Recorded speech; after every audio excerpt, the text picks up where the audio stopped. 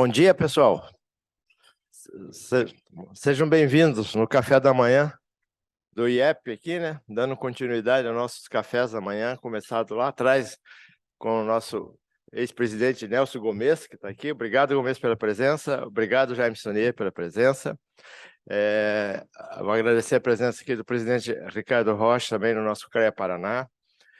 Então, é um prazer trazer um assunto um pouco diferente aqui do dia a dia dos engenheiros.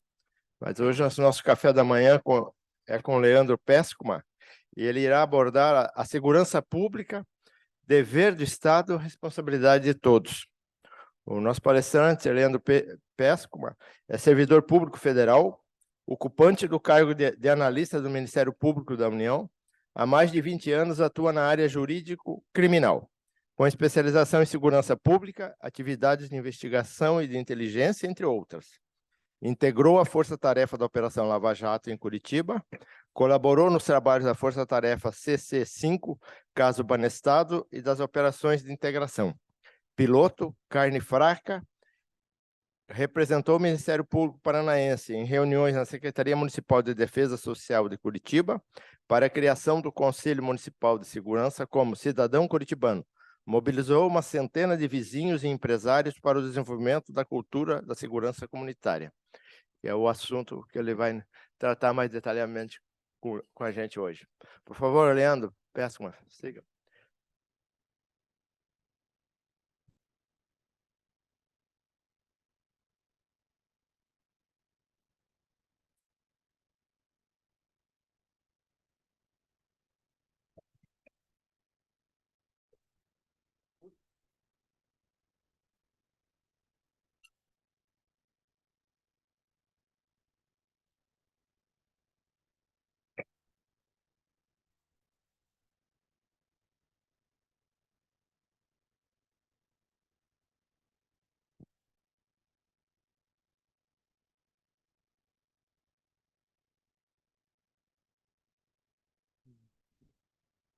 Bom dia, senhoras. Bom dia, senhores, associados. Bom dia a todos que nos acompanham pelos meios virtuais. Senhor José Carlos da Conceição, presidente deste respeitável instituto, agradeço pela gentil apresentação e pela oportunidade de conversarmos por alguns minutos sobre tema de interesse comum, assunto que a todos importa. É uma honra ser recebido nesta casa da engenharia. Estendo meus agradecimentos à minha amada esposa Fernanda, aos vizinhos que se tornaram amigos, senhor Botelho, senhor Soares, senhor Peterlini, aqui presentes, e todos os vizinhos que integram o Grupo de Segurança Comunitária Alto São Francisco. Pela soma dos nossos esforços, conseguimos, há quase uma década, implementar a política de segurança comunitária num perímetro do bairro São Francisco, nesta capital. Curitiba é mátria acolhedora de imigrantes, de refugiados, de brasileiros oriundos de todas as regiões do país, que aqui fixaram residência e decidiram por uma vida melhor. Nossa querida cidade é lar de gente séria, de gente simples, de gente comprometida com o trabalho, que merecem viver em paz e em segurança. Segurança para trabalhar, segurança para o lazer, segurança para estudar. Daí o acerto do governo do estado do Paraná, na minha concepção, de preservar as escolas cívico-militares. Inclusive, de cogitar ampliar esse projeto. Nós sabemos que a presença de militares no ambiente escolar garante segurança para alunos e professores, afasta a criminalidade e o tráfico de drogas da comunidade escolar, reduz a violência naquele espaço e impõe a disciplina. Eu também penso que a segurança é condição fundamental para a vida social civilizada. Tranquilidade para andar a pé pelas ruas, praças, parques. Olhar tranquilo, que não precisa estar o tempo todo prospectando sinais de ameaça ou de perigo. Paz, para que possamos desenvolver as nossas potencialidades individuais. Infelizmente, esses direitos nos foram subtraídos.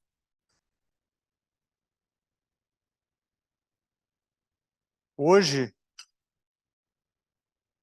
vemos bolsas, mochilas agarradas ao corpo, vidros com carros completamente fechados,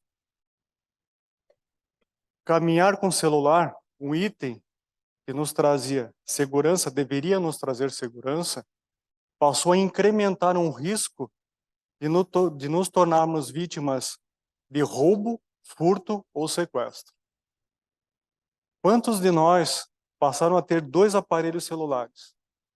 Um carregado com aplicativos bancários e financeiros, que fica em casa para fazer essas operações, e outro com uma configuração mais simples possível para poder caminhar nas ruas.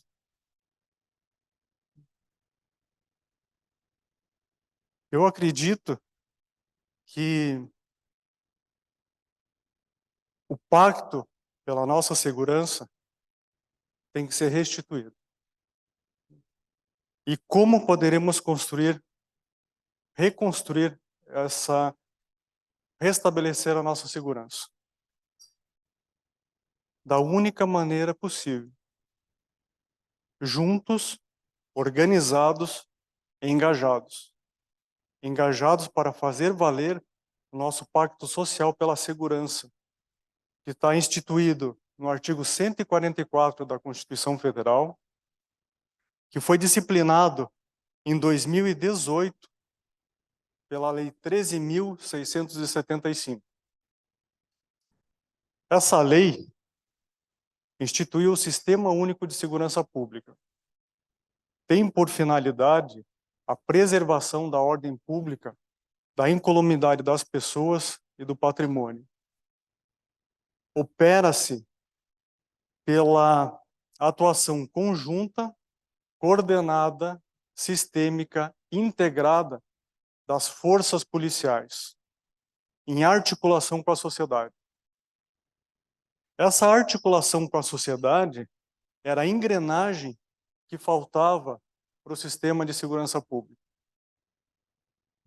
E entendam-se por forças policiais dos entes federados, a Polícia Federal, a Polícia Rodoviária Federal, a Guarda Portuária e a Polícia Penal Federal, no âmbito da União. Nos estados, a Polícia Militar, a Polícia Civil, a Polícia Penal e os agentes de trânsito. E no âmbito do município, as guardas municipais e os agentes de trânsito. Esse sistema de segurança pública, ele não se sustenta em qualquer lugar deste planeta se não tiver a valorização dos homens e das mulheres que estão ocupando esses cargos. É impossível manter um sistema funcionando dessa maneira.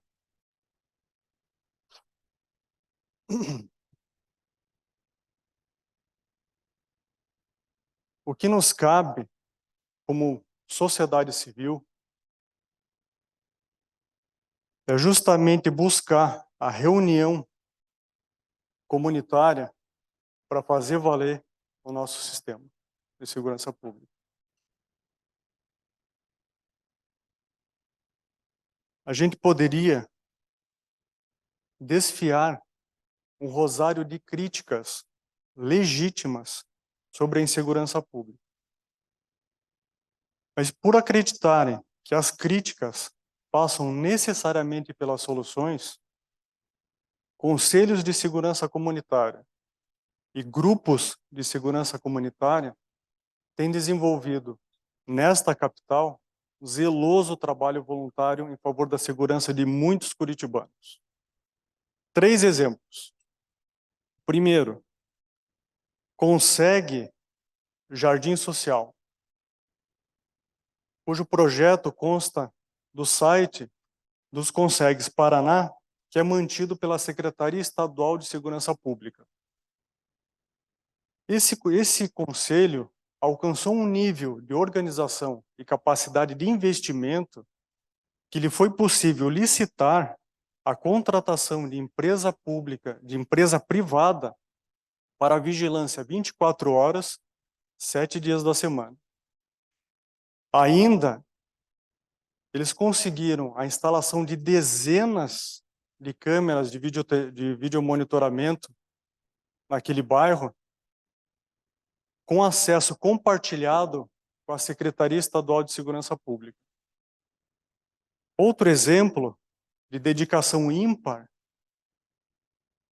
de valorização, na busca da valorização dos homens e mulheres que trabalham nas forças policiais e da segurança, vem do Consegue Mercês Vista Alegre, sob a presidência da dona Regina Sikorski, que conta com o apoio do seu filho Leonardo Sikorski, meu querido amigo.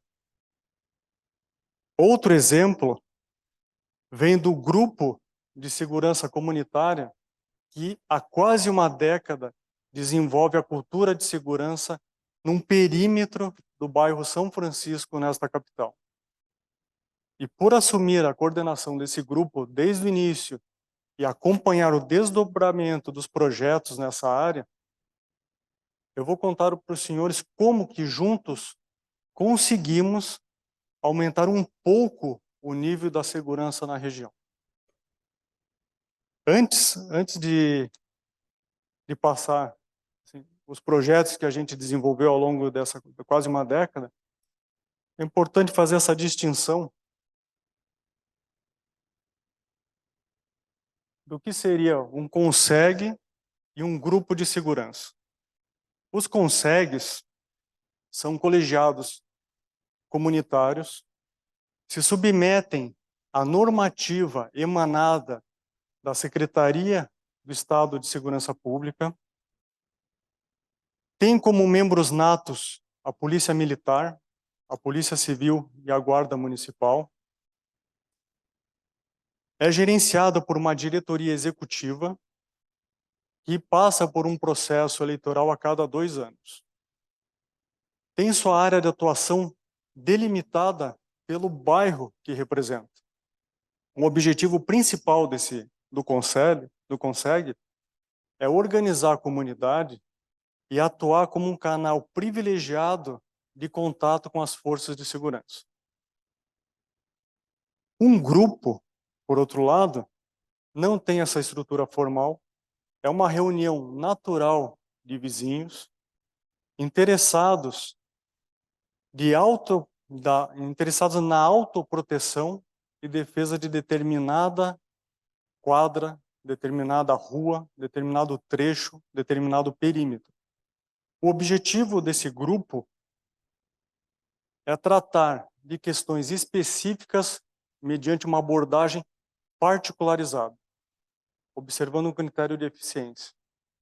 Então, inicialmente é isso. O que a gente tem é uma estrutura formal, normatizada pelo Estado, e algo que tem sido frequente, corriqueiro, e tem surgido em cada comunidade em Curitiba. São os grupos de segurança comunitária.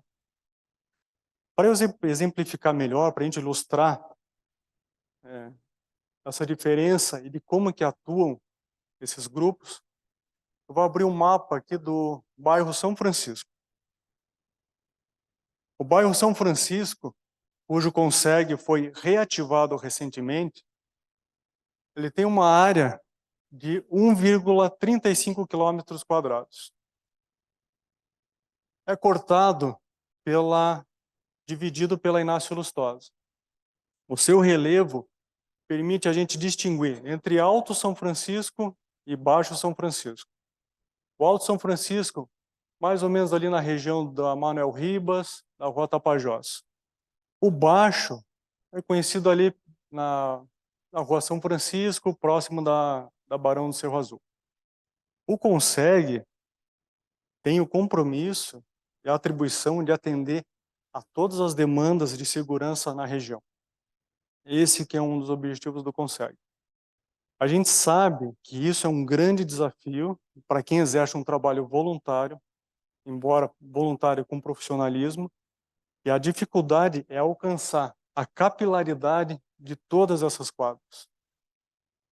O que a gente tem no bairro São Francisco, embora seja uma área relativamente pequena em relação aos outros bairros de Curitiba, ele apresenta uma realidade muito distinta nas suas quadras, de interesse para a segurança pública.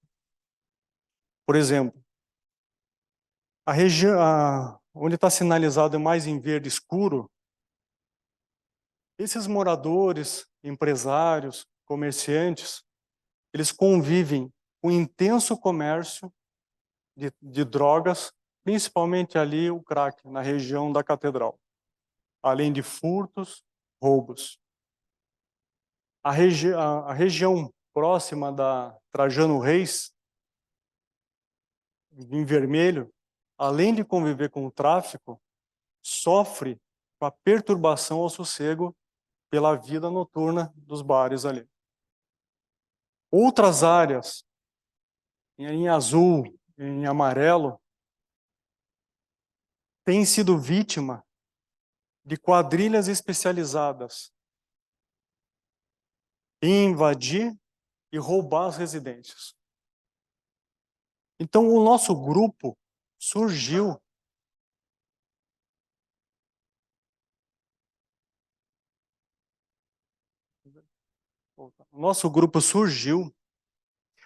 para tratar de um ponto específico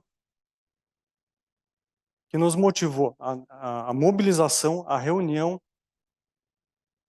para tentar afastar essa quadrilha especializada ao roubo à residência. Eu vou trazer algumas reportagens para ilustrar o que eu disse para os senhores aqui, nessa região do Baixo São Francisco. Em 2016, eu tirei essa reportagem da Gazeta do Povo. Um jovem empreendedor do ramo de gastronomia montou o seu negócio na região na Rua São Francisco, contratou a locação, reformou o imóvel, investiu em equipamentos, contratou funcionários, estava funcionando, conseguiu as licenças e o tráfico de drogas determinou o fechamento do negócio dele. Não é só no Rio de Janeiro que o tráfico impõe a sua vontade. Em Curitiba também. Na Curitiba do dia a dia, isso aconteceu e foi documentado. O rapaz, o Rafael Viana, foi obrigado a deixar o país. Ele auxiliou em muitas operações da Polícia Militar, tiveram êxito na prisão de traficantes na área. Foi ameaçado de morte, uma arma na cabeça. A empresa dele, o restaurante, foi totalmente quebrado. Ele simplesmente teve que fugir com uma bolsa e foi para fora do país. As forças de segurança ofereceram a inseri-lo no programa de proteção aos testemunhas. Ele não se sentiu seguro, o programa seria só por 2 anos. Ele saiu do país com uma mochila, pediu para trabalhar em troca de moradia numa fazenda.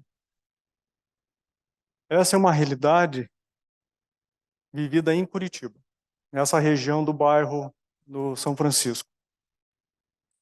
Outra parte que eu me referi aos senhores é a região do Largo da Ordem. Além do intenso tráfico na região da Trajano Reis, os moradores sofrem com a perturbação do sossego. E a outra área, do Alto São Francisco, tem sido alvo de quadrilhas especializadas em invadir, roubar residências. Isso é o que estava acontecendo no final de 2013, entre novembro, dezembro, o início de 2014. Uma quadrilha se especializou, monitorou a rotina dos moradores de determinada rua do bairro São Francisco. Eu só não vou expor a rua aqui para preservar a segurança e a privacidade dos moradores. Várias residências foram invadidas, apartamentos, casas, e na última delas, esses marginais aproveitaram que o morador estava atendendo um prestador de serviço na sua casa, instalando um ar-condicionado, e foi rendido no portão de casa. Ingressaram na residência, agrediram violentamente o casal, homem e mulher, com socos e chutes. Passaram muito tempo dentro do imóvel. Depois colocaram os pertences no carro e fugiram. Isso aconteceu no dia 10 de fevereiro de 2014. No dia 11, quando a minha esposa soube, estava trabalhando, ela me ligou, narrou o que tinha acontecido e falou assim: tome providência e vamos embora daqui. Bom, sair do local não ia resolver, porque não é um ponto específico dessa região. Curitiba passa por um problema sério de insegurança. Como nós tínhamos essa situação e havia motivo justo para mobilizar os vizinhos, eu redigi um aviso, narrei o que estava acontecendo e descrevi o modus operandi dessa quadrilha, propus uma solução imediata para que os vizinhos se reunissem no dia seguinte, utilizassem o meio de comunicação mais rápido possível e mais econômico possível pelo uso do apito.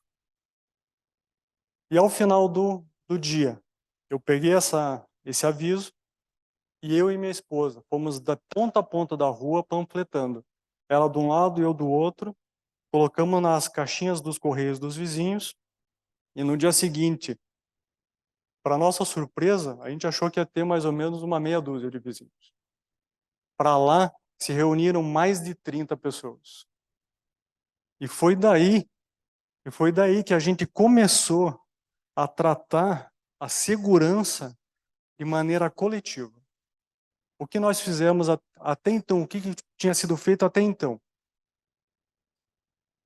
Nos tínhamos retraído de tal maneira para dentro de casas que a parte da rua, a parte pública, ficou à vontade para que as quadrilhas nos monitorassem a nossa rotina. Frente a isso, nos reunimos, esse foi o primeiro contato, tomamos medidas imediatas a respeito da tentativa de afastar a quadrilha da região e passamos a nos reunir a cada 15 dias ou a cada semana, para a gente decidir em conjunto o que poderíamos fazer para resolver essa questão do aumento da segurança na região. Os primeiros passos que a gente adotou, de início, a gente rechaçou qualquer pretensão eleitoreira.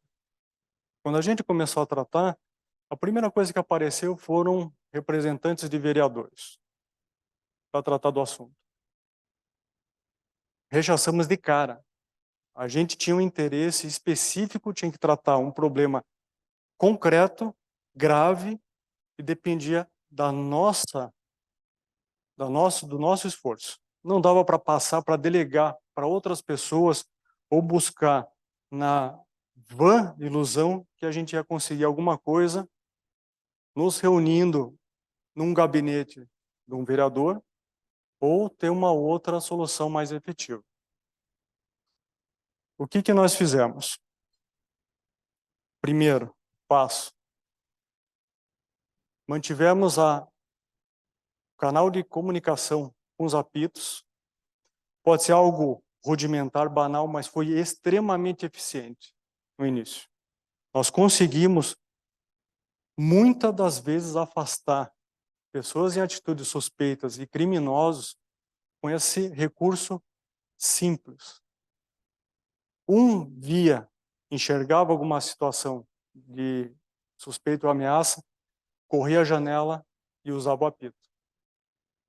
Começava a ressoar, o outro vizinho recorria ao mesmo recurso, o outro vizinho recorria ao mesmo recurso, 3 quadras depois o mesmo recurso, 5 quadras depois, e a vizinhança toda estava exercendo a autoproteção. Foi assim que nós começamos. Um dos primeiros passos nossos foram, primeiro, a reunião, e passamos a trabalhar como as medidas seriam realmente efetivas. Primeiro passo: juntar os vizinhos interessados em contribuir e definir a nossa área de atuação. Sem isso, as coisas caem no limbo. E por que a gente definiu essa área de atuação e não nos recorremos imediatamente para o Conseg São Francisco? Porque nosso interesse era específico, peculiar. Nossas pretensões de afastar essa quadrilha da área seriam relacionadas com uma das prioridades do Conseg, que já vivia com outros problemas maiores. Não que o Conseg seja ruim, de maneira alguma, não é isso. É que nosso interesse seria diluído numa lista de prioridades. E nós precisávamos realmente algo efetivo. Então, definimos uma quantidade de quadras que nós iríamos atuar e, a partir disso, estabelecemos a rede de comunicação.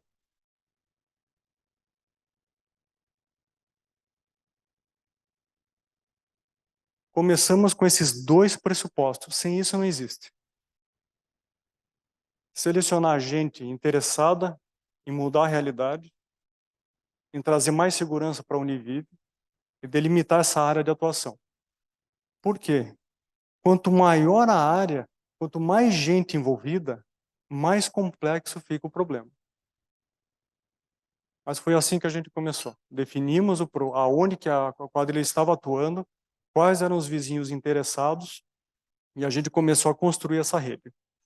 Essa rede foi gradualmente aumentando. Como fizemos? Separamos voluntários, mais ou menos foram uns 9 voluntários, e cada um deles passou nas quadras, em casa, ofertando para que o vizinho participasse do grupo. Só isso. Estamos montando um grupo, o senhor tem interesse em participar? Não tem. Fomos ao outro, e a gente começou dessa maneira. Uns 20% aceitaram a proposta, e a gente começou a trabalhar. Essa rede que a gente construiu, foi aos poucos aumentando. De que maneira?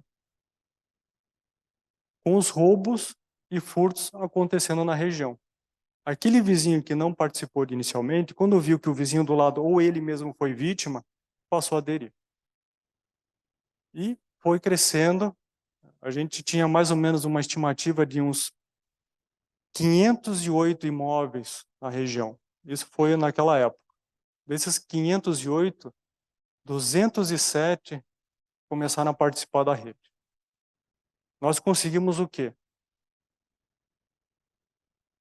Construir uma rede compacta, coesa, com um propósito específico. Além desses 2 pressupostos da rede e da delimitação da área de atuação, 3 requisitos foram fundamentais: seriedade, profissionalismo para tratar do tema e a diplomacia. Sem isso, a gente não ia ter conseguido o êxito que a gente conseguiu até hoje.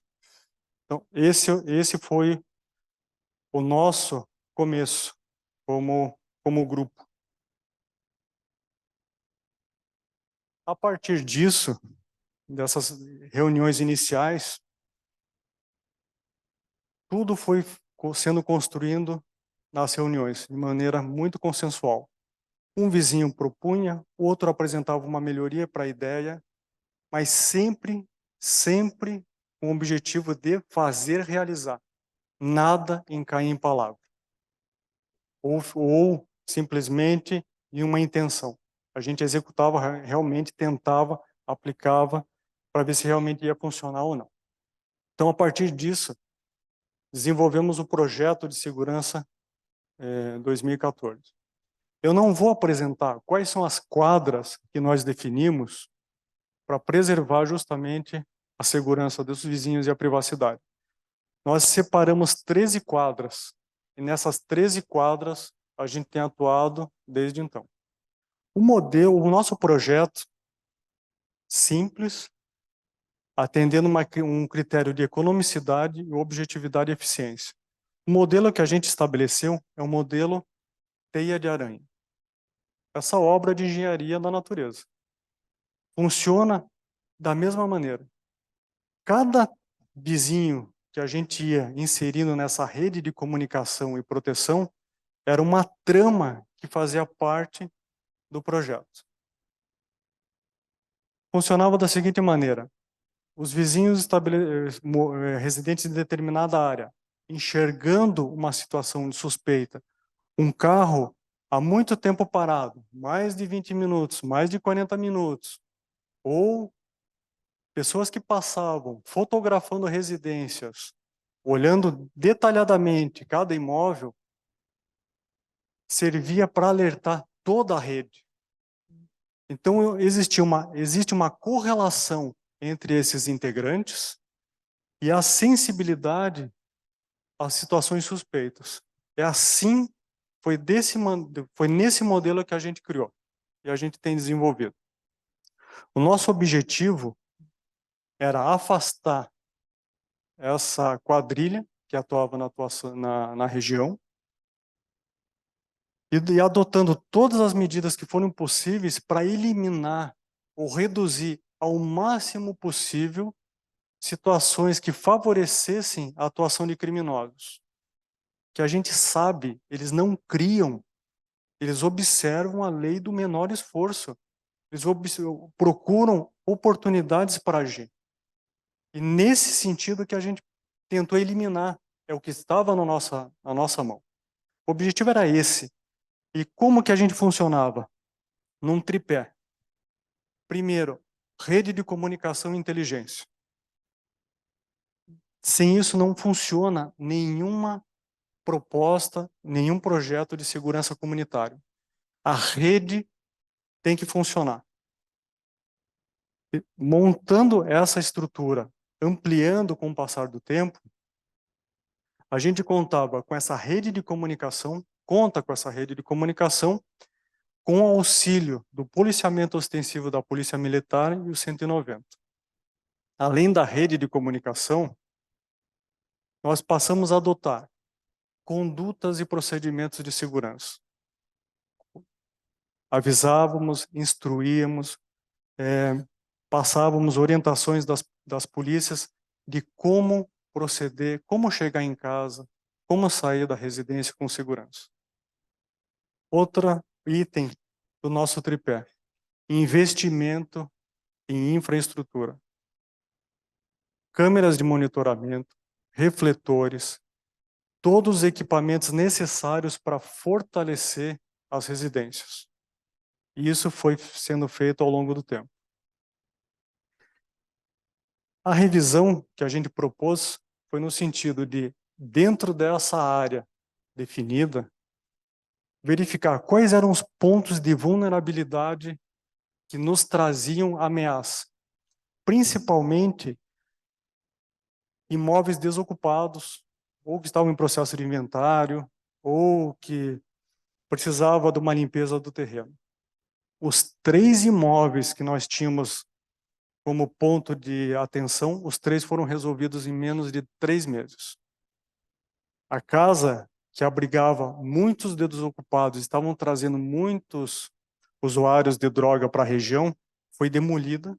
Hoje existe um prédio construído, um terreno foi limpo e uma outra residência, na Inácio Lustosa, com um processo de inventário, foi totalmente fechada e evitou o acesso de pessoas para se tornar um mocó. Então, essa foi a nossa estrutura inicial.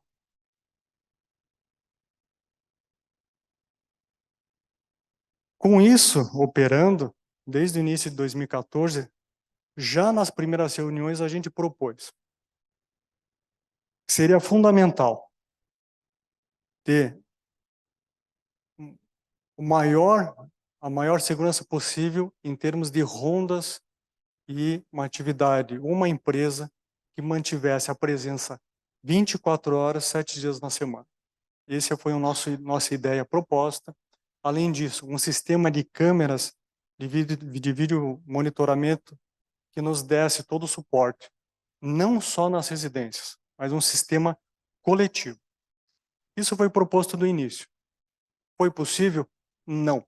Não tivemos êxito já de cara. A gente precisou passar por longos 7 anos para ter principalmente esses equipamentos de vídeo monitoramento instalados na região. Mas, por outro lado, nós tínhamos a rede de comunicação que operava bem, mantinha um contato permanente com a Polícia Militar, principalmente a primeira companhia do 12º Batalhão. Nós fomos sempre muito bem atendidos pelo capitão, inicialmente capitão Belache, depois o capitão William, depois pela capitã Carolina, que agora está deixando essa missão, e quem vai assumir a primeira companhia vai ser o tenente Matheus. Graças ao zeloso trabalho desses policiais e a equipe da primeira companhia do 12º Batalhão, nós tivemos todo o suporte que a gente precisava em termos de policiamento. Eles sabem que nós trabalhamos de uma maneira séria, comprometida com a segurança, e eles enxergando essa seriedade, eles nos dão o suporte que a gente precisa. Aqui o exemplo, em um carro que foi visto em atitude suspeita, estava mais ou menos uns 1h20 na região. Um dos rapazes saiu do banco de trás, circulou pela região e voltou. A polícia foi comunicada, em menos de 7 minutos, 2 viaturas da Rony estavam lá para fazer abordagem. A Rony, senhores, é um orgulho do Paraná. É uma equipe formada por profissionais altamente capacitados e de muita eficiência. Agradeço muito ao comandante Alves, que está na frente desse batalhão. Então, a nossa rede manteve esse contato permanente com as forças de segurança e foi desenvolvendo, criando, e com o passar do tempo, os vizinhos foram aderindo a essa ideia, a nossa proposta. Com o passar do tempo, o que aconteceu na região foi o desenvolvimento de uma cultura de segurança comunitária. A ideia de pertencimento àquele local, a ideia de proteção das nossas ruas, a ideia de onde moramos e a visão conjunta de defesa dos moradores, principalmente os moradores mais vulneráveis, viúvas, senhoras que moram sozinhas. Foi nesse sentido também que a gente deu o suporte. E com o passar do tempo, essa cultura de segurança foi impregnando nos moradores. Tanto que eu trago aqui um exemplo de uma atuação de um sujeito que tentou arrancar a bolsa de uma moça, de uma menina que estava caminhando numa das ruas ali da região, e ela expõe pelos nossos canais ali de conversação, pelo WhatsApp. Tive a sorte da vizinhança estar atenta. Foi graças a isso que inibiu a ação do marginal. Outro exemplo similar aconteceu não faz um mês, dia 27 de julho. Novamente, um rapaz tentou assaltar uma moça, estava com celular, mostrou uma arma de brinquedo, tentou render a moça. E ela responde, um dos integrantes do grupo: por sorte, todos nós gritamos e juntou um grupo de umas 30 pessoas. Assustamos os caras. A guarda municipal estava ali e veio atender. É isso que eu falo. É a cultura que foi sendo desenvolvida ao longo do período, do nosso período de atuação. Com isso foi mais ou menos agora 2014 começamos, até um período de 2021. O que nós construímos juntos nessa região? Primeiro, de um grupo inicial, a matriz que nós temos, formado com essa ideia de autoproteção, um perímetro definido, uma rede de comunicação, a gente derivou outros grupos. De um grupo maior, a gente criou outros grupos de conversação a respeito de outros interesses dos moradores, justamente para fomentar a ideia da comunidade, da vizinhança, o resgate da vizinhança, de nós voltarmos a conversar entre si. Esse foi um ponto benéfico. Muitas relações de amizade foram construídas. A exemplo aqui, seu Paulo Peterlini, um amigo querido, participa do projeto, o senhor Djalma, que está aqui nos prestigiando, o senhor Soares, que está aqui, o senhor Sérgio também, que está aqui. Todos amigos que participam dessa rede. Não nos conhecíamos, mas o interesse, a necessidade de nos proteger nos reuniu. E a gente fez renascer essa ideia de vizinhança. Outro grupo que a gente conseguiu desenvolver por essa nossa rede foi dar suporte ao período pandêmico de empresários, principalmente os pequenos empresários, que foram afetados drasticamente na continuidade dos seus negócios. Não tinham como prosseguir por conta das medidas preventivas e das sanitárias, não tinham como gerar recursos, não tinham como pagar o aluguel. O que fizemos?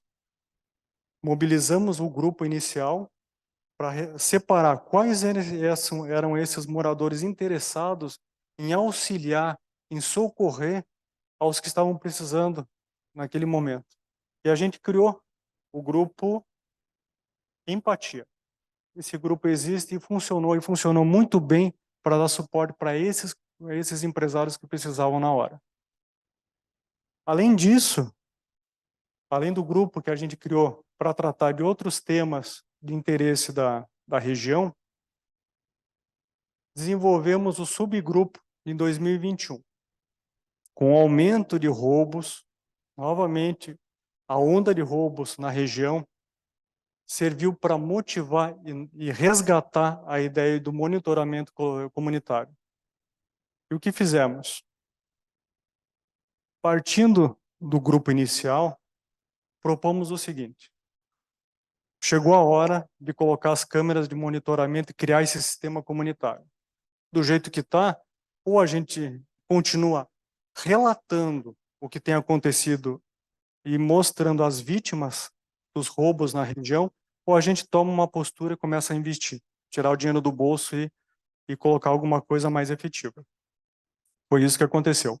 Aproveitando essa mobilização justa, propomos a criação do grupo que iria investir nessas câmeras de monitoramento. Então, primeiro passo, colocamos a ideia no grupo e separamos aqueles interessados em participar do investimento. Nada caro, sempre com critério de economicidade. Então, esse grupo que a gente criou, a ideia era ter câmeras de monitoramento com detecção facial, e compartilhamento dessas imagens com as forças de segurança. A detecção facial é o mesmo sistema utilizado pela Muralha Digital de Curitiba. São os mesmos equipamentos. Isso nos permite, depois, solicitar a integração dos sistemas, nosso com a Muralha Digital, se for de interesse da prefeitura. Então, e a detecção facial não só nos ajuda a detectar pontos ou de atitude suspeita, mas suspeitos que já têm os seus mandados expedidos. Outra coisa que pode servir para as forças de segurança, desaparecimento de pessoas. Também pode gerar um sinal de alerta por onde essas pessoas passam. É um recurso importantíssimo para a gente ter. As câmeras de monitoramento com essa detecção. Então, a gente criou o grupo, chamou os voluntários, quem gostaria de hospedar esses sistemas nas suas residências, geralmente ali no meio das quadras ou nas esquinas, para instalação, para que a gente pudesse dar a maior área de cobertura possível para o perímetro. Foram oito vizinhos se colocaram à disposição. E a gente, depois que esses 8 se apresentaram, solicitamos o orçamento dos equipamentos. Isso deu em torno de mais ou menos uns R$ 2.500 por ponto. E a gente começou a abrir os rateios. Então a gente separou os vizinhos nesse subgrupo e fomos participar, abrir os rateios. Isso demorou um processo de mais ou menos 1 ano e meio para a gente colocar 8 pontos de câmera, 8 pontos de monitoramento com 21 câmeras. Sempre observando o critério de economicidade, em torno de mais ou menos uns R$ 60, R$ 55 cada rateio.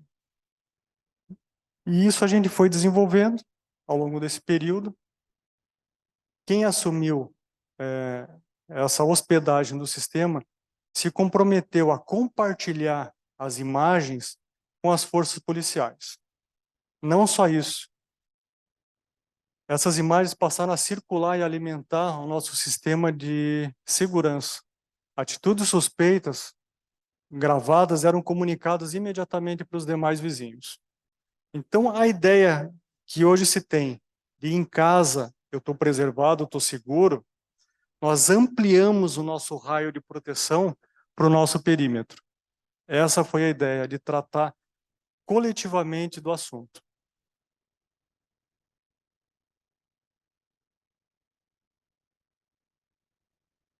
O funcionamento das nossas imagens, em cooperação com as forças de segurança. O que nós temos? Um contato permanente, direto, com a 1ª Companhia do 12º Batalhão da Polícia Militar. Eles acompanham o que acontece no bairro. Isso serve para a inteligência policial e para onde eles vão deslocar as viaturas. Isso para eles é ouro que a gente passa para eles. A gente está passando, tem uma atitude suspeita, tem um veículo suspeito. Isso direciona a atenção da polícia. Nós funcionamos como um coletivo em cooperação ao trabalho policial. É dessa maneira que funciona com a Polícia Militar, com a Polícia Civil, que fica mais envolvida com a investigação. Uma das nossas câmeras de monitoramento captou o homicídio do motorista na rua Tapajós. Foi esse vídeo que circulou o Brasil. O nosso ponto de monitoramento, o que a gente conseguiu colocar de forma coletiva, foi passado para a Polícia Civil para instruir a investigação. É uma câmera privilegiada que pegou justamente a ação e documentou o episódio. É um conteúdo sensível, não vou abrir, mas foi repassado para a Polícia Civil. Outra outra possibilidade que nós temos, eu entrei em contato com a Superintendência da Guarda Municipal, falei com o Gilberto lá, o inspetor, a respeito da muralha digital. Curitiba tem desenvolvido uma infraestrutura que é se tornar uma cidade inteligente, interligada com as câmeras de monitoramento. Existem duas normas a respeito, a 15.405 de 2019 e o Decreto Municipal 1035 de 2021. Eles tratam do vídeo monitoramento e da muralha digital. O nosso sistema que nós utilizamos é compatível com o da prefeitura. Então, eu já me coloquei à disposição, se for de interesse de Curitiba, principalmente desses pontos que nós instalamos, de compartilhar e integrar o sistema com eles.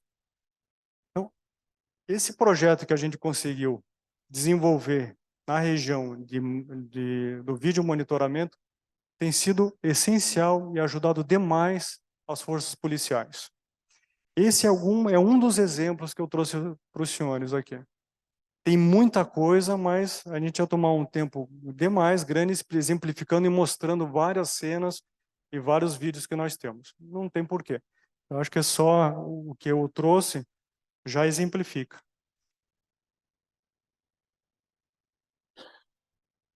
Além do nosso grupo, que funciona no perímetro do bairro São Francisco, nós trabalhamos um intercâmbio comunitário com outros grupos de segurança. Esse, principalmente com o grupo Mercedes Mais Segura. São bairros vizinhos e a bandidagem circula pelos dois e nós trocamos as informações. Eles operam também uma rede de comunicação. Um exemplo que eu trago aqui para os senhores foi de uma vizinha que observou na frente da residência dois suspeitos pararem o veículo, descerem do carro e trocarem as placas do veículo. Ela achou aquilo estranhíssimo, gravou, mandou para o grupo. O grupo que tem contato, principalmente o Mercedes Mais Segurança, que é um CONSEG, tem contato privilegiado com as forças de segurança, repassou para a inteligência das polícias. Não bastou muito, o carro foi abordado e eles tiveram um confronto com os policiais militares. Só foi possível esse confronto porque uma vizinha observou, gravou, estava atenta, participa de um grupo e informou a polícia. Essa é a eficiência de um grupo funcionar.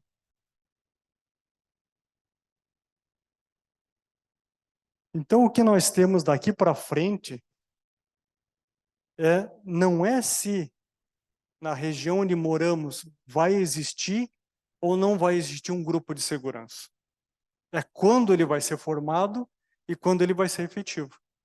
Não existe mais opção.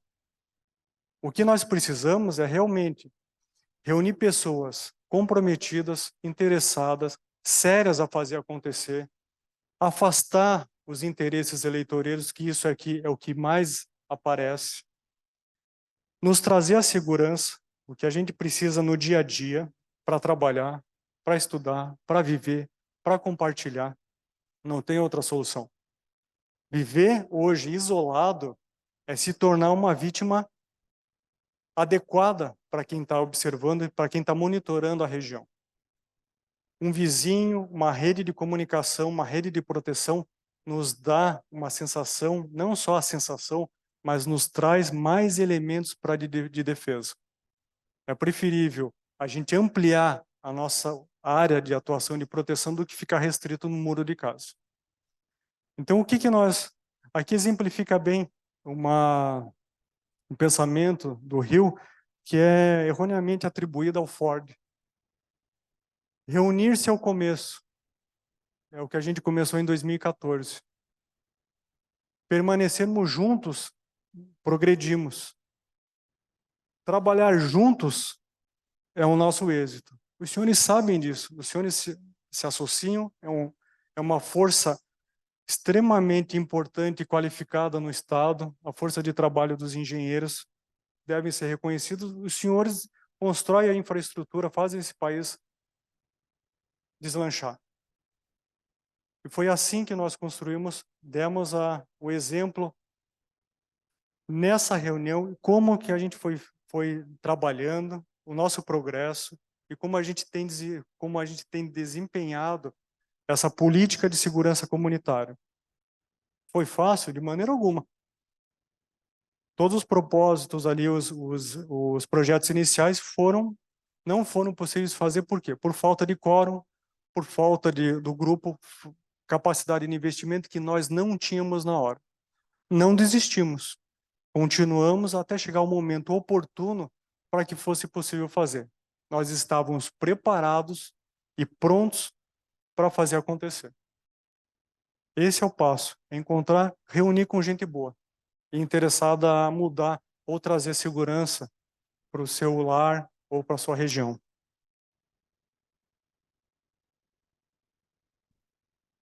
Questão de Curitiba. Existe uma Curitiba turística e uma Curitiba do dia a dia. O que nós temos hoje, em termos de segurança na cidade, a gente pode separar em 4 itens aqui. O início do Conselho Municipal de Políticas de Segurança, ele foi objeto assim de discussões e mais ou menos em 2004, junto com a Câmara Municipal de Curitiba. Na época eu representei o Ministério Público do Paraná nessas reuniões. 2004, só em 2015 a prefeitura criou esse conselho. Ele serve justamente para reunir profissionais da segurança pública, consegues, os grupos, os representantes que atuam nessa área, para dar uma atuação uniforme e reunir essas pessoas. Isso foi criado em 2015. Até hoje não foi instalado. Essa é a diferença entre o que está no papel e o que está na realidade. Essa é a diferença entre a palavra e a ação. Nós não temos esse funcionamento. Pode ser um instrumento útil se for bem utilizado. Não se tornar um palco eleitoreiro, mas realmente há um grupo sério, comprometido em trazer ou restabelecer a segurança para Curitiba. Outra coisa é a falta do Plano Municipal de Segurança Pública e Defesa Social. Curitiba, até hoje, não publicou este plano municipal. Com a Lei 13.675, que criou o Sistema Único de Segurança Pública, foi determinado que após a União publicar o Plano Nacional de Segurança Pública, os estados e os municípios deveriam, num prazo de 2 anos, fazer o mesmo. Pena de não poder receber recursos da União para a execução de projetos na área de segurança pública. O prazo vai vencer no próximo mês. Até hoje, Curitiba ainda não publicou isso. É um recurso importantíssimo para o município. A gente está tratando de uma capital da relevância de Curitiba. Ainda não veio para nós. Outra questão é a Guarda Municipal. O Sindicato dos Guardas Municipais tem reclamado, e com razão, da reforma que teve recente, agora foi aprovada recente, do plano de carreira deles. O que eles reivindicam? Que pelo menos assim, com essa reforma do plano, quem mantém um padrão, que ficasse no mesmo padrão. O sindicato diz que não foi isso que aconteceu, que guardas municipais que estão há mais de 7 anos na carreira foram reajustados para uma categorias inferiores, além de engessar a progressão na carreira deles. Então, o que nós temos na Guarda Municipal? Um desconforto em relação à gestão municipal, uma reivindicação justa que não foi atendida, e muito por isso, por conta que a Guarda Municipal, da maneira como está prevista na Constituição Federal, ainda não tem a configuração de polícia. Então, a maneira como está descrita no artigo 144, a Guarda Municipal serve para proteger bens do município, bens e patrimônio do município. Só que isso já está muito defasado. A Guarda Municipal tem um relevante trabalho de complementar a Polícia Militar, que sofre por falta de quadros. O que acontece? Um guarda municipal, uma equipe hoje prende um suspeito carregado com droga, leva para uma delegacia, a prisão é relaxada, ou seja, anulada, sem efeito nenhum, porque a Guarda Municipal não tem atribuição para prender. A PEC, existe uma PEC tramitando no Congresso, a 275 de 2016, para que a Guarda Municipal seja reconhecida a categoria de polícia. É um importante instrumento, importante organização para uma capital como nós temos. Além disso, a desvalorização desses profissionais, falta de estrutura, viaturas que vivem baixada em manutenção. Esse é um ponto que deve ser a nossa atenção também. O que tem que pode nos ajudar em termos de remédio para resolver algumas dessas questões? Por exemplo, força para cobrar o município, a prefeitura, para que instale esse conselho municipal. Força jurídica para exigir que o município publique, desenvolva essa lei do Plano Municipal de Segurança Pública. O Ministério Público do Paraná, após a publicação da lei que criou o SUSP, criou um grupo de atuação especial de segurança pública, que trata justamente dessas questões da tutela coletiva da segurança pública no Estado. Pode ser um canal, pode ser um meio de acesso para levar essas demandas e servir de norte ou de medidas jurídicas para que seja implementada na nossa cidade esses temas tão importantes que ainda não foram desenvolvidos. Esse é o nosso resumo que nós temos em relação a Curitiba em termos de normativa, falta de normativa e a estrutura. E antes de passar a palavra, abrir para perguntas, eu gostaria de passar a palavra para os vizinhos que estão aqui, caso queiram dizer sobre as suas experiências no grupo, quais foram as dificuldades enfrentadas, quais foram os projetos de que participaram em relação ao grupo de segurança comunitária São Francisco. Se os senhores quiserem, passo o microfone. Senhor Djalma?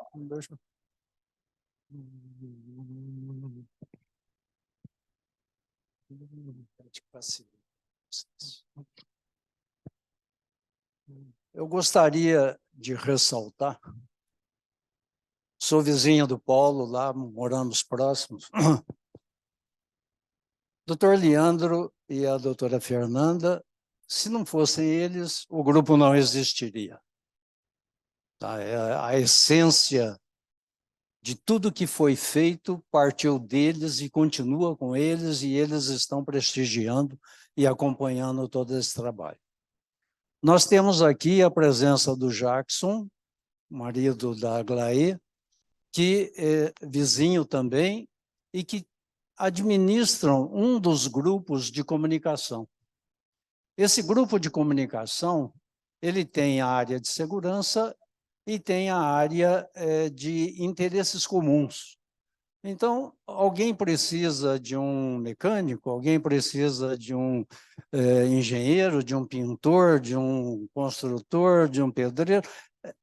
O grupo se comunica, quem já tem experiência favorável informa, e tem sido um instrumento extraordinário de comunicação e de intensificação nas relações da vizinhança. Mas eu gostaria de ressaltar, em relação ao nosso grupo de segurança que começou, com o doutor Leandro as dificuldades que são naturais para se implementar esse tipo de atitude. Se não tiver desprendimento e muito boa vontade, a coisa não se desenvolve. No início, nós não tínhamos os recursos que o WhatsApp tem hoje. E o mecanismo de comunicação que nós tínhamos ou era o telefone ou era o e-mail. Mas, para isso, nós tínhamos que bater de porta em porta para convencer os vizinhos a participar e a informar dos seus dados. Cansamos, no início, de bater numa porta e falar, agora eu estou ocupado, volta depois, pensando o quê? Que éramos vendedores, alguém que tinha outros interesses. Isso era comum. E se nós encarássemos pelo lado intrínseco da coisa, ok, eu estou aqui tentando fazer um favor para a vizinhança, e, no entanto, ele não pode gastar um segundo para falar comigo, sendo que eu estou tentando defender o interesse dele. Se a gente não se desprende nesses aspectos, a coisa não evolui, não se desenvolve. No início, conseguimos cadastrar 200 e poucos moradores, com seus e-mails, com seus telefones, e aí realmente a coisa começou a andar.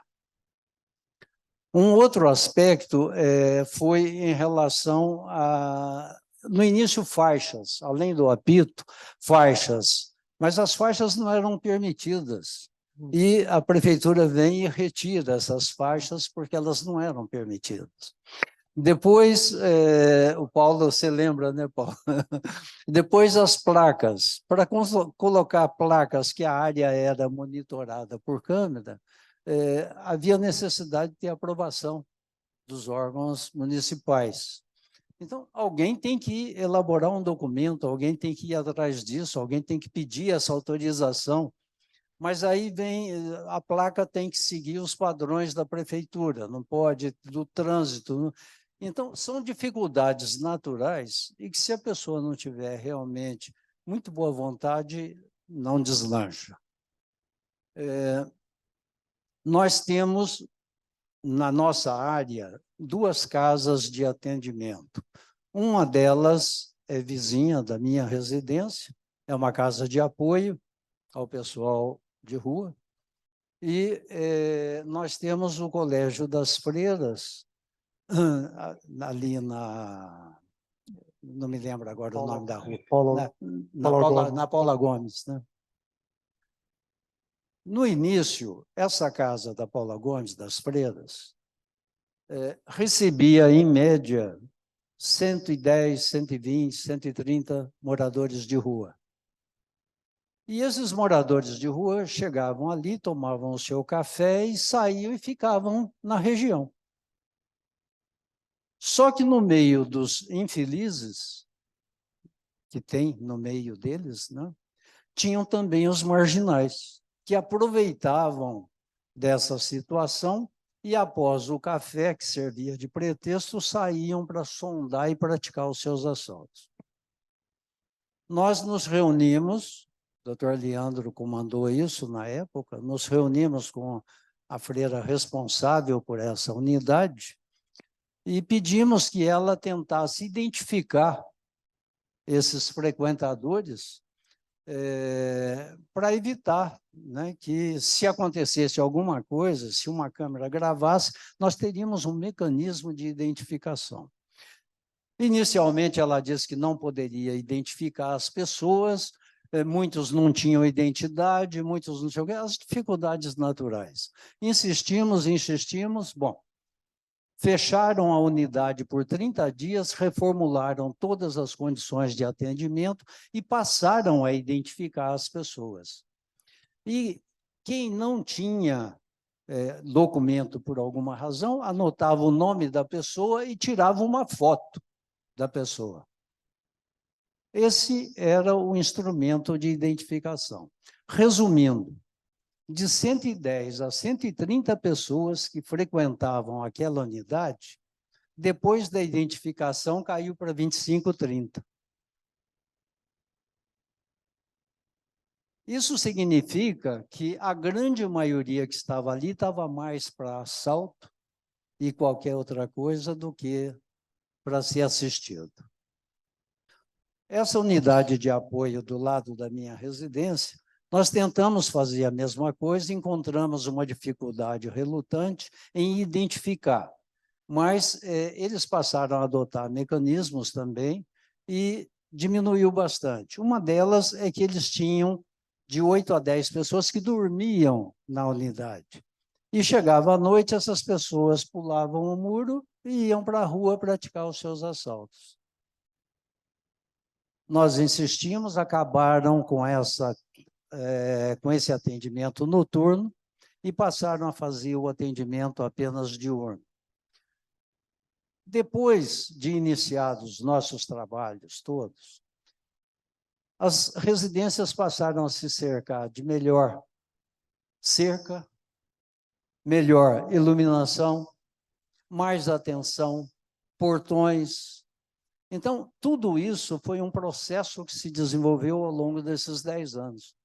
Hoje, infelizmente, parece que nós vivemos mais numa prisão do que os verdadeiros prisioneiros, mas pelo menos temos mais segurança. Com as câmeras, foi uma outra dificuldade, né, doutor Leandro? Porque você tem que ceder o seu espaço, a sua internet, né?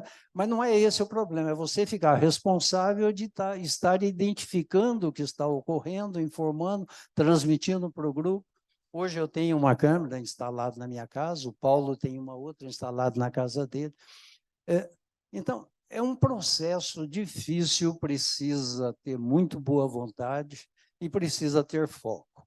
E se não tiver alguém realmente empenhado em comandar, coordenar, como o doutor Leandro fez e faz, em conjunto com a sua esposa, o projeto não se desenvolve. Mas eu afirmo, sem medo de errar, nós temos aqui um outro vizinho, o senhor Sérgio e a esposa dele, a Cleonice, eles vão à casa de apoio, eles fazem palestras, chegam até a fazer a comida, ajudam a alimentar essas pessoas. Isso tudo vai criando um elo de amizade, de solidariedade, de relação, que passou a ser muito agradável. Antes nós circulávamos no nosso bairro e não sabíamos quem era quem. E hoje, quando circulamos, pelo menos no nosso perímetro de 13 quadras, todos se conhecem, se cumprimentam, e é gostoso, voltou a ser um outro momento. Então, quem tiver interesse em levar adiante qualquer projeto dessa natureza, eu afirmo, vale a pena. Obrigado, seu Djalma. Estou à disposição para perguntas, se os senhores quiserem, ou algum outro esclarecimento.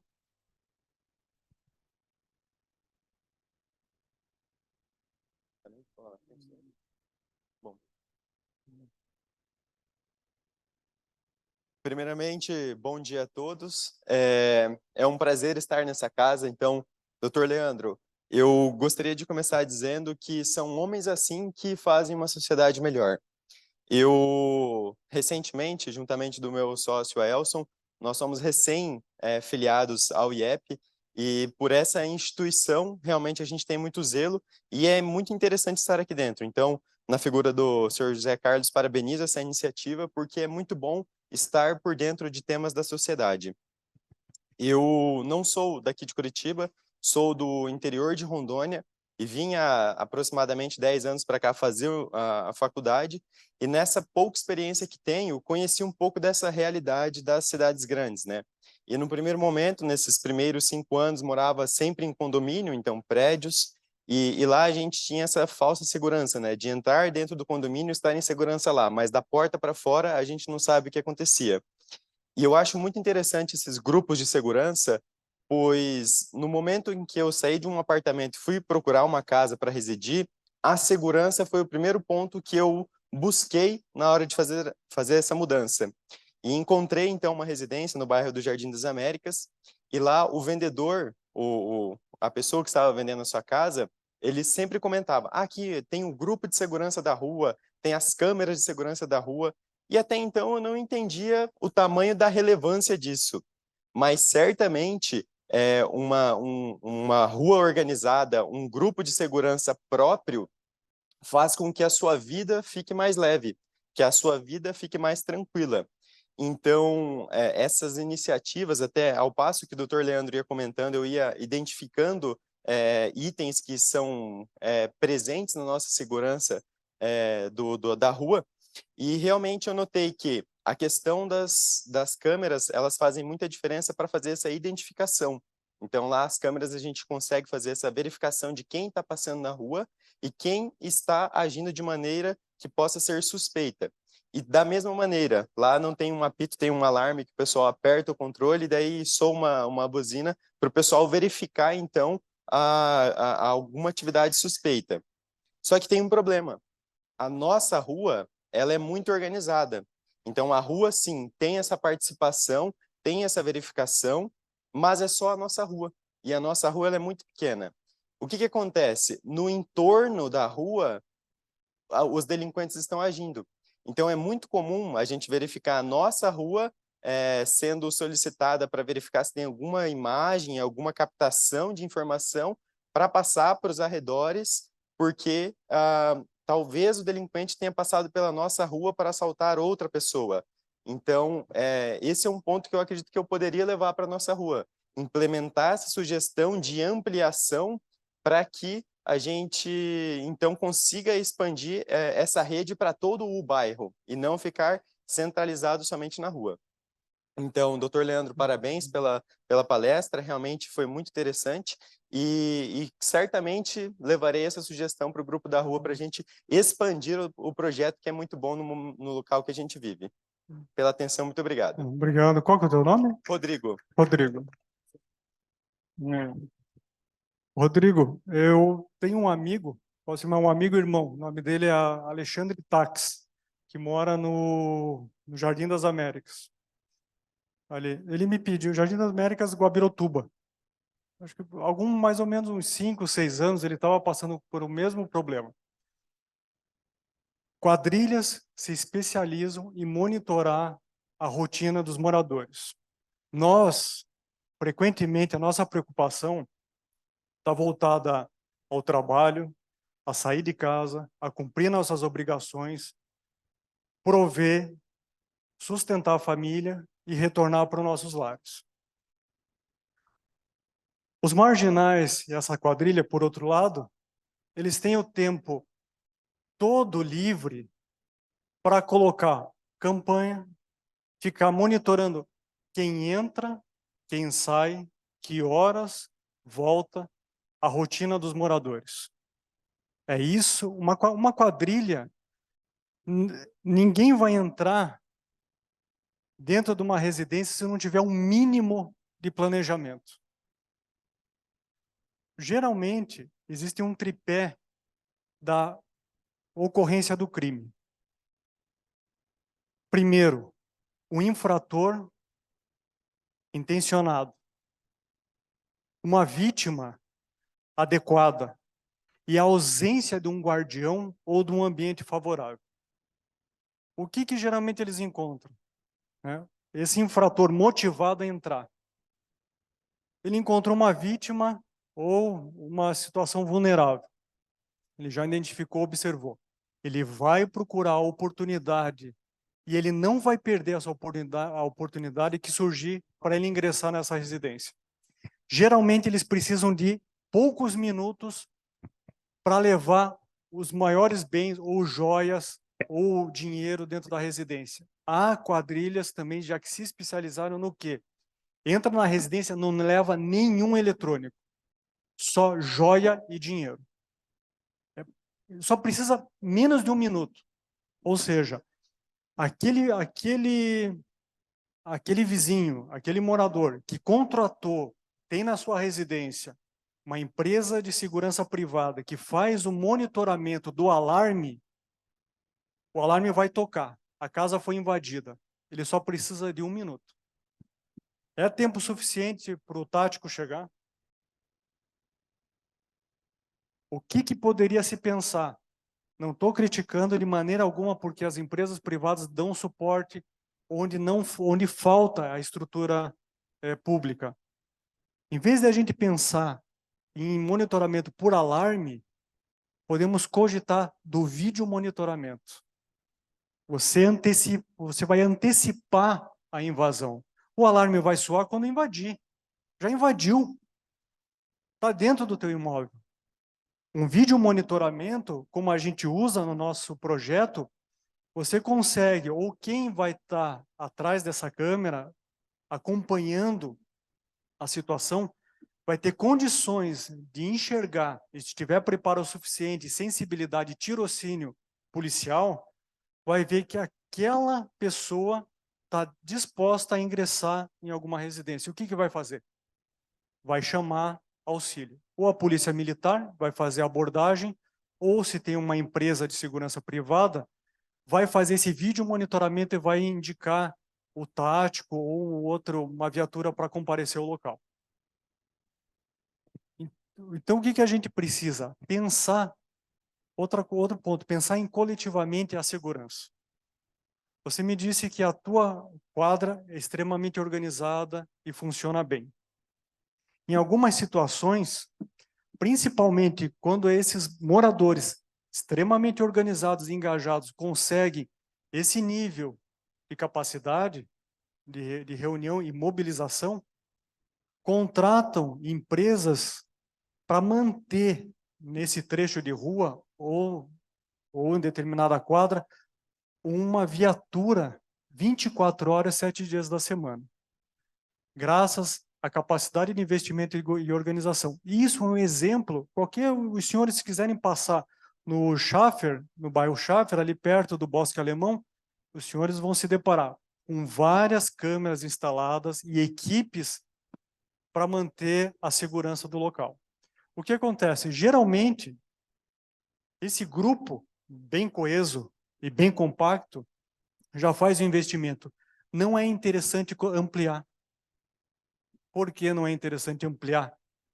Porque as pessoas que vão participar, nem todas estão imbuídas do mesmo espírito de capacidade de contribuição para pagar esse serviço, e vai te gerar uma complexidade maior para tratar do tema. Vai exigir um gerenciamento do contrato para poder resolver isso. Então, quem está fechado, dificilmente abre para as demais quando tem essa viatura já instalada, com um contrato coletivo. Diferentemente quando existe uma rede. A rede é outra coisa. A rede funciona para comunicar, para avisar. É o mesmo espírito da engenharia da teia de aranha. Cai um inseto na teia, ela vai vibrar. Ela vai vibrar inteira. A mesma coisa funciona com a rede de comunicação.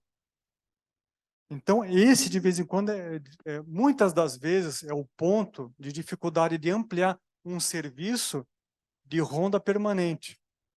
Diferentemente da rede. A rede pode se ampliar porque tem pessoas interessadas em contribuir e tem pessoas interessadas só em colher as informações do que estão acontecendo. Oi?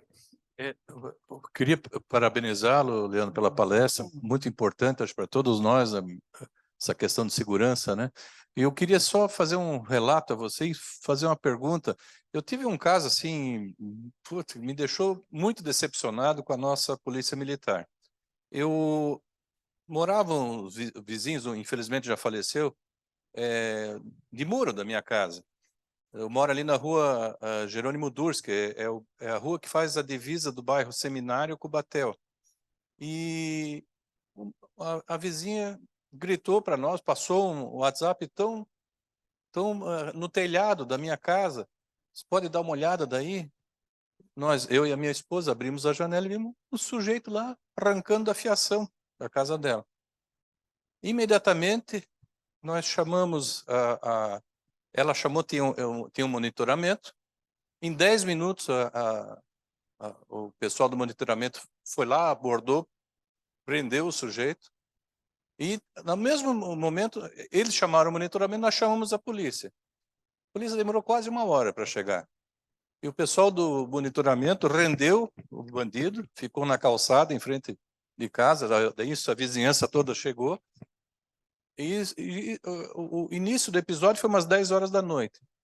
Meia-noite, passava de meia-noite, o sujeito ali, daí chegou a polícia, tal, pegou os dados de todo mundo.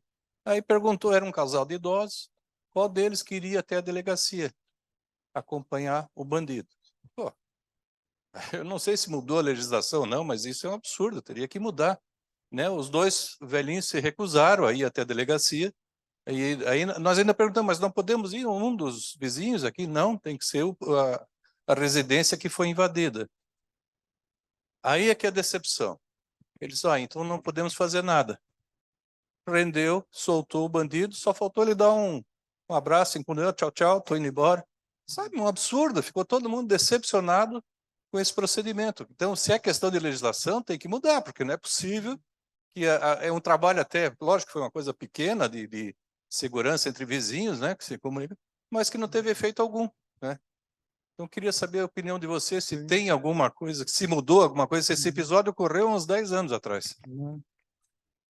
Desculpa, esqueci o nome do senhor. Antônio Borges dos Reis. Senhor José Antônio, obrigado pela pergunta. Essa é uma crise do sistema criminal que nós temos no país. E não é a culpa da Polícia Militar. Acho que naquela época também quando a gente começou, em 2014, o Estado estava passando por uma crise, né, de recursos. Não sei se os senhores vão recordar, em 2013, 2014, aquele levante, aquela energia cívica que estava vindo das ruas. Quando a gente chamou a equipe de policial para atender a ocorrência, nós contamos o que estava acontecendo na região, que a quadrilha estava instalada naquela rua, e eles foram muito francos e honestos com a gente.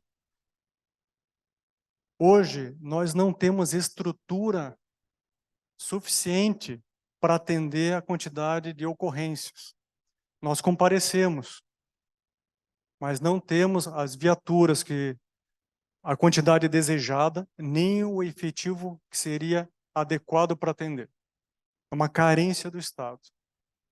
Em relação a essa abordagem da polícia, eles agiram corretamente. Se tivessem levado esses criminosos para a delegacia, eles iam responder por abuso de autoridade, os policiais. Porque não tinha vítima para dar prosseguimento ao boletim de ocorrência. E pior, o que ia acontecer se eles levassem esses dois suspeitos que estavam furtando, praticando o furto, iam levar para a delegacia da Polícia Civil, iam registrar o boletim de ocorrência. As vítimas iam relatar o que tinha acontecido. Muito possivelmente, esses dois iam sair pela porta da frente junto com a equipe de policial. Por quê? Por quê? Hoje, para ficar preso no país, quem está preso é quem praticou um crime, né? Um regime fechado, é acima de 8 anos. Pena acima de 8 anos. A prisão preventiva, que existe antes do término do processo, antes do trânsito em julgado, que isso foi uma determinação, foi uma decisão, foi tomada em 2019 pela maioria do Supremo Tribunal Federal. No dia 7 de novembro de 2019, quando o STF reconheceu a constitucionalidade do artigo 283 do Código de Processo Penal, ele determinou que caía a possibilidade de prisão em segunda instância. Hoje, para ser preso definitivamente, só com o trânsito em julgado da condenação criminal. Para possibilitar uma prisão preventiva, ou seja, antes do trânsito em julgado, precisam se atender a alguns requisitos da prisão. Uma delas, está no 313 do Código de Processo Penal, uma delas é que a pena desse crime seja superior a 4 anos. Geralmente, furto é 1 a 4. Furto qualificado, um pouco mais. Para manter preso, só se esse suspeito demonstre realmente uma periculosidade que justifique a prisão. O que nós temos visto de forma rotineira, no dia a dia das forças policiais? o mesmo sujeito é preso 5 vezes no dia. O que ele comete? Um furto. A pena não cabe à prisão preventiva. Ele vai ser solto. Volta, comete um novo delito. Furto. Vai ser preso, vai ter o boletim. Só depois que essa pessoa passar pelo julgamento dos casos e existir condenações criminais, ele vai ser tratado como reincidente. Mas para existir a reincidência, é só depois do trânsito em julgado da condenação. Todo o histórico anterior não se considera como fatos para se caracterizar a reincidência. Então, os policiais, quando agiram daquela maneira, falam, alguém vai acompanhar para fazer o registro da ocorrência porque precisa ter a vítima. Senão, eles iam levar por escolha deles e poderiam responder por abuso de autoridade. Porque cadê a vítima? Vocês pegaram esse cara aonde?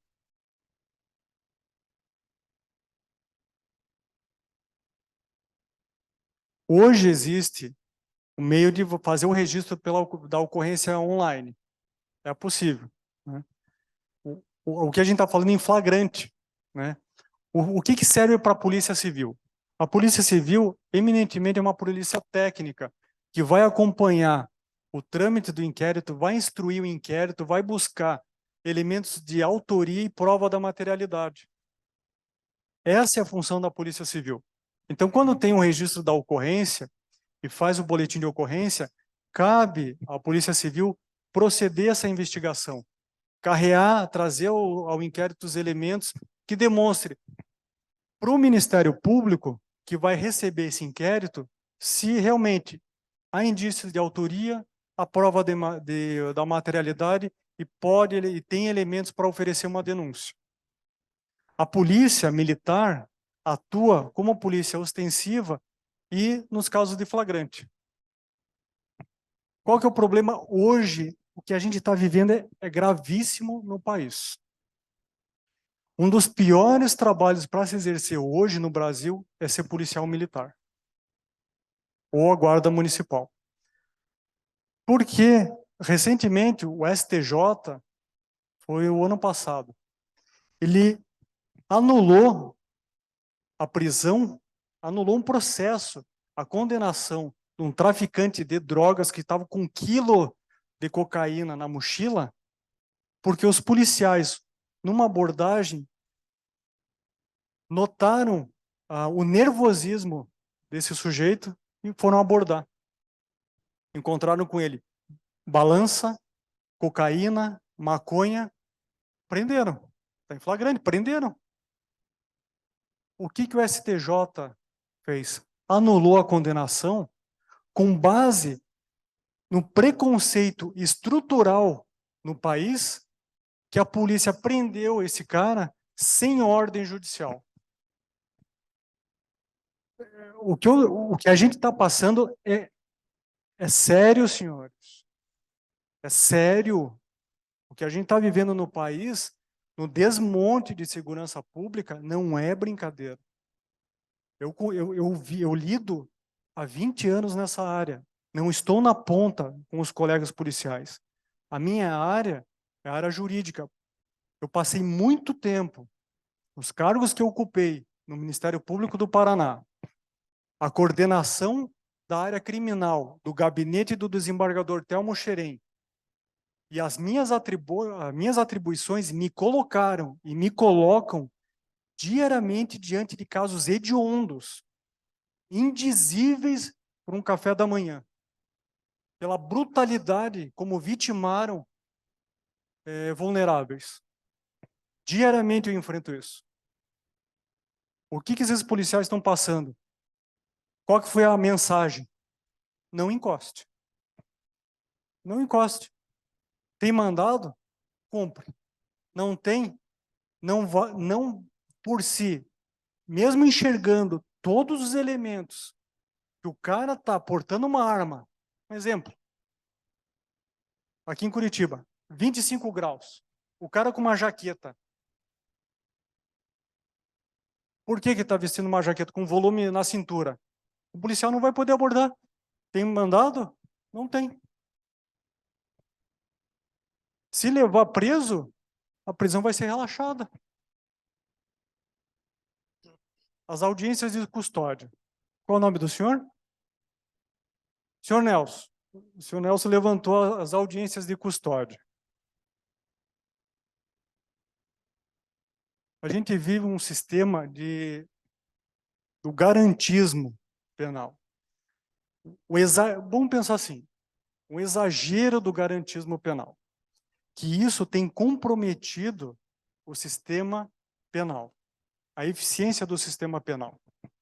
O que se tem falado, e a grande mídia divulga, erroneamente, que existe um encarceramento em massa de população. Isso não é verdade. O que falta no Brasil é presídio. O que nós temos, de fato, é uma superlotação carcerária que se tornou um ambiente propício para o desenvolvimento de grandes organizações criminosas que controlam e geram muito dinheiro dessa estrutura.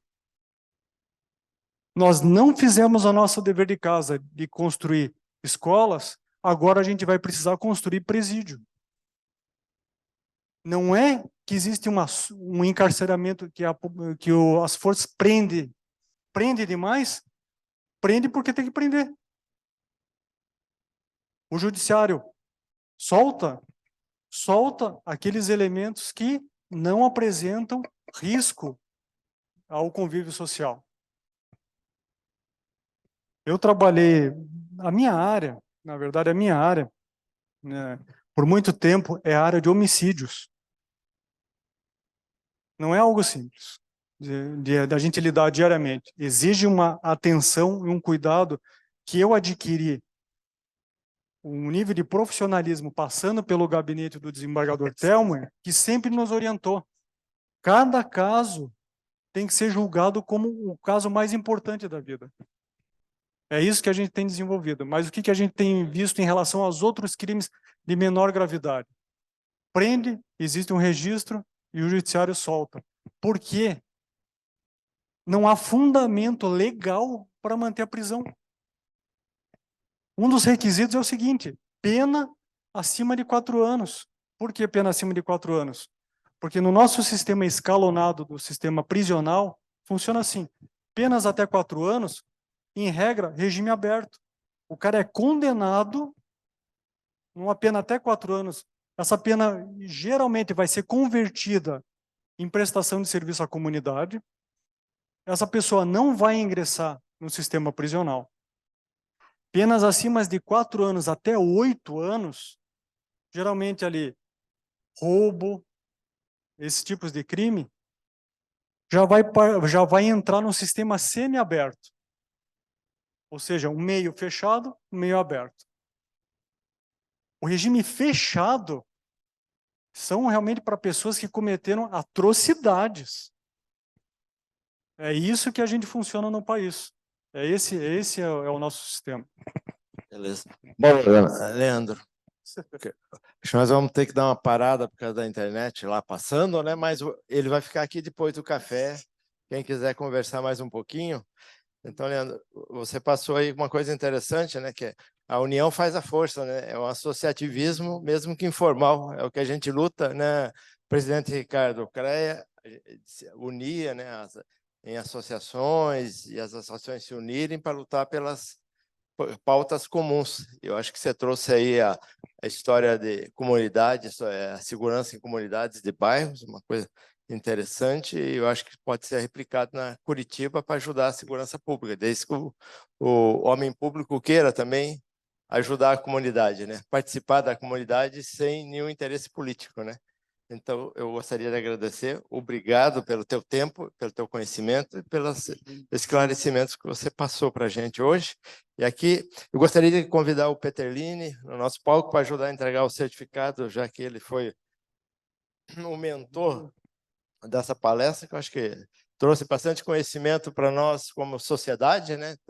Não é só a engenharia, mas nós estamos aqui para levar para o bem comum também. Então, obrigado, viu?